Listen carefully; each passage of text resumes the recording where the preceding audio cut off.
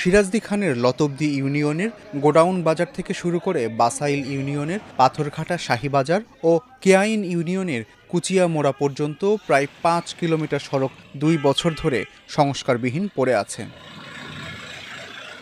সড়ক জুড়ে কোথাও বড় বড় গর্ত, কোথাও হাঁটু সমান কাদা জল। খানাখন্দ আর জলাবদ্ধতার কারণেই চলাচল এতটাই দুষ্বাধ্য হয়ে পড়েছে, যাতে যানবাহন তো দূরের কথা, খালি পায়ে হাঁটাও মুশকিল। প্রতিদিন চরম দুর্ভোগ পোহাচ্ছেন অন্তত ২০ থেকে ২২টি গ্রামের লক্ষাধিক মানুষ।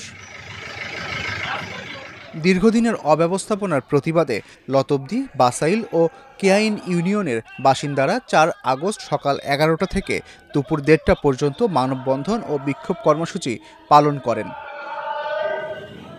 প্রতিদিন এ পথে যাতায়াত করতে গিয়ে ভোগান্তিতে পড়ছেন শিক্ষার্থী, ব্যবসায়ী ও স্থানীয় প্রতিষ্ঠানগুলোর লোকজন।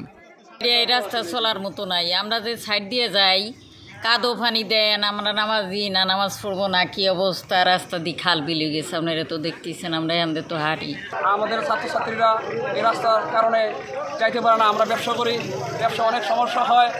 রাস্তার মধ্যে মনে করেন যে পড়ে যায়। এই সড়ক সংস্কারের দাবি পাথরঘাটা মডেল স্কুল, কুচিয়ামোড়া আদর্শ উচ্চ বিদ্যালয়, পাথরঘাটা দারুল উলুম মাদ্রাসা ও পাথরঘাটা সরকারি প্রাথমিক বিদ্যালয়ের শিক্ষার্থীদের।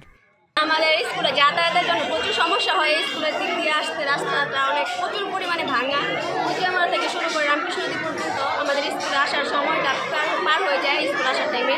আমাদের এখানে আসতে অনেক সমস্যা হয়, গাড়ি দিয়ে যাওয়া তো দূরে কোথায়, পায়ে হেঁটেও আসতে পারে না। এই ধরনের সমস্যা হয়, দ্রুত রাস্তাটা উন্নয়ন।